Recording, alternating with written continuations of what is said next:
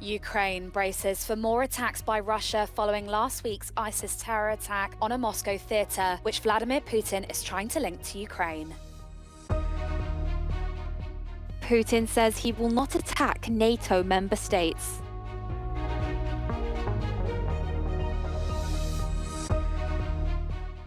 Top UN court orders Israel to allow more aid into Gaza.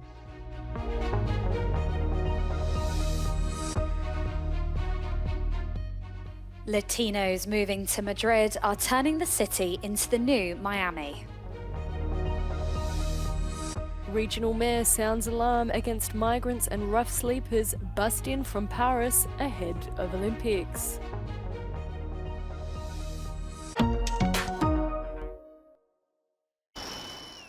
Ukraine is bracing itself for further resurgent attacks across the country following last week's ISIS-K terrorist campaign in a Moscow theatre, which Vladimir Putin is trying to link to Ukraine. Ukrainian military sources say Russia has fired 26 ballistic missiles in the last week, targeting and hitting civilian infrastructure in the capital, Kyiv. The Deputy Minister for Defence is decrying the ongoing artillery supply issues. The greatest security fear is our growing gap in artillery firepower. We have that support, we feel that support, we understand that there are technical problems with replenishment of stocks, but we feel your solidarity and very much appreciate it. One of the Russian attacks in the last few days was the outright destruction of a college in central Kyiv. Sergei went to this college. I never could imagine that I will see my college in such bad condition. And if you go inside, you see the windows came out completely in the yard. The blast wave put all the windows out of the building that way. It's unbelievable. We are desperately in need of help of our allies. An EU delegation of MEPs from the Liberal Renew Party in the European Parliament is in Ukraine to signal support for the country as part of their manifesto in the European Parliament elections in June. Indeed, for us, it's important to have the feeling, to go on the ground, to have the feeling and to better understand the political situation and the military situation, and to go back to my people in France, in Romania, in Poland, to explain what happened in Ukraine. So we are indeed, in a few months, we will have the European elections.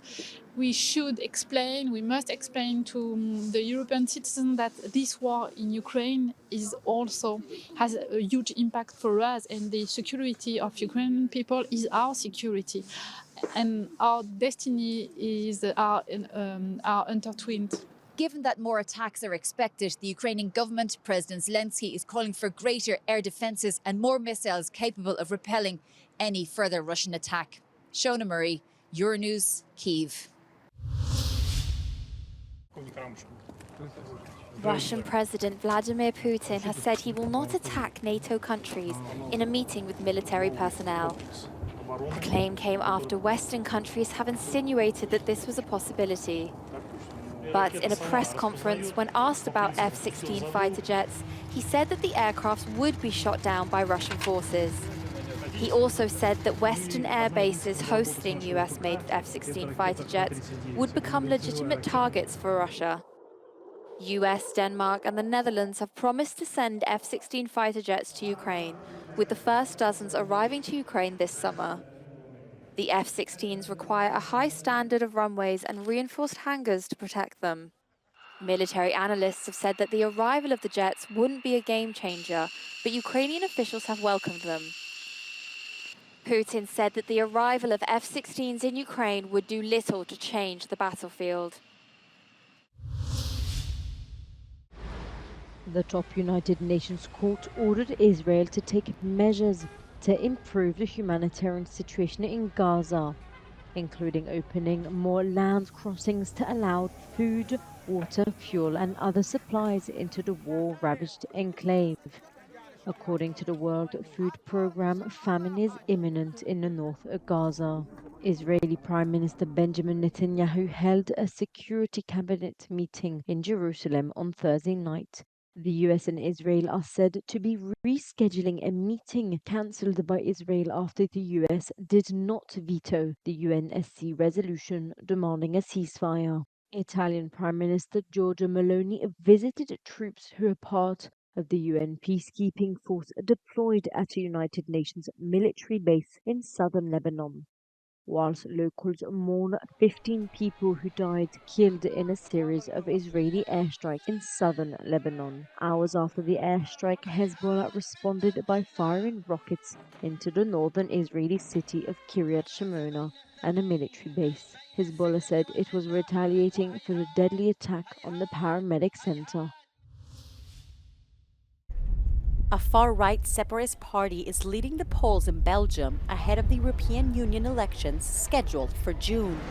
According to a Euronews Ipsos survey, Vlaams Belang has 23.5% of votes in Flanders, the Dutch-speaking northern portion of the country. The party has a clear goal: to make Flanders an independent state. This is why I tell you about the financial context. Flanders is the demographic, the political, the financial and the economical powerhouse of Belgium. The problem is we only have 50% of the political power. And there is a financial transfer from the right-wing region of Flanders to the left-wing region of Wallonia, where they speak French, which is close to France. And we are fed up with paying their bills. Vlaams Belang's success follows a rise of populism and extremism all across Europe, as well as hardline policies on immigration. Many Flemish consider that they are being held back by Wallonia, the southern part of the country, and that they would do better if they were independent. That's the same phenomenon as we've seen with Brexit, for example. Vlaams Belang is expected to team up with the conservative Flemish party New Flemish Alliance after the vote. Together, they can reach the majority of seats in the Flemish parliament, declare Flanders a sovereign state, and invite the Wallonia government to split Belgium. However, people in the Flemish city of Mechelen don't all agree. I actually feel like a real Belgian, so our country is already quite small, so it would be a pity to split it up. I think it's not okay because, Belgium is already a small country. I don't want to be much smaller. So I think that it would not be a good thing. I would prefer to just stay Belgium as it now is. According to Vlaams Belang, the new Flemish country will remain a member of NATO and the European Union as a successor state of Belgium. But they also want to reform the EU into an organization for economic cooperation among sovereign countries without any further integration. Vincenzo Genovese, Euronews, Mechelen, Flanders. In the heart of the Salamanca neighbourhood of Madrid, a flat with 2 ensuite bedrooms priced at over €1 million, and it won't last long on the market. Flats like these are long coveted by wealthy Latinos who are turning Madrid into a new Miami.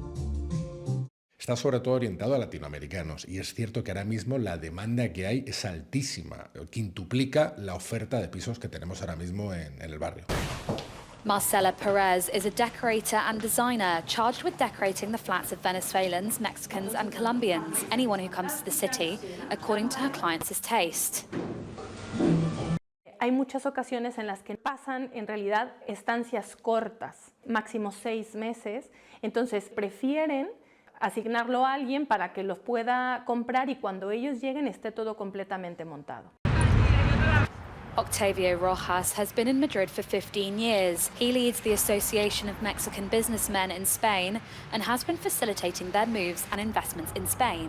Madrid, España, pues ofrece justamente lo que se está buscando: seguridad, robustez, seguridad jurídica y luego, bueno, pues también una oferta gastronómica fantástica y también cultural. 5-star hotels and high-end businesses are thriving in the heat of new Latin migration. Los nuevos vecinos de Madrid están animando el ocio y la alta cultura de la ciudad. En galerías de arte como estas, el 90% de los clientes son ya coleccionistas latinoamericanos. Popular Latin American restaurant chains have set up shop in Madrid to satisfy the tastes of their compatriots and bring their flavors closer to the local population. La llegada de una población mexicana bastante grande ha ayudado a que en los principales bares de moda la gente demande el tequila, demande el mezcal y ahora ya tenemos en restaurantes de grandes chefs que ahora ya consumen destilados mexicanos. Madrid's newest Latinos are here to stay, and thanks to them, Madrid is today a little more cosmopolitan.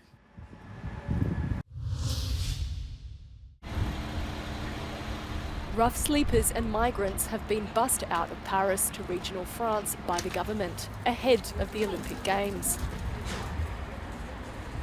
Mayor of Orléans, Serge Roy, says at least 500 migrants have been sent from the capital to his city over the past year.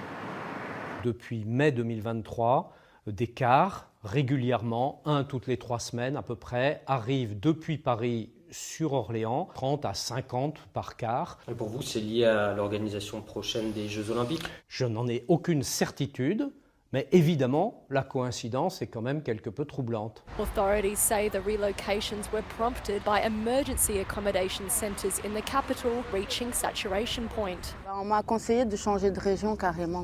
Ils m'ont dit qu'il y a beaucoup de saturation à cause des JO. Si l'idée c'est juste de cacher la misère et de cacher des sans-abri un peu partout en France sans donner plus de moyens aux collectivités pour faire place nette avant les JO, c'est vraiment pas opérant sur un plan humanitaire. The French government says it finances and organises the relocations for those who consent. A choice of 10 destination cities is offered, with social workers greeting new arrivals.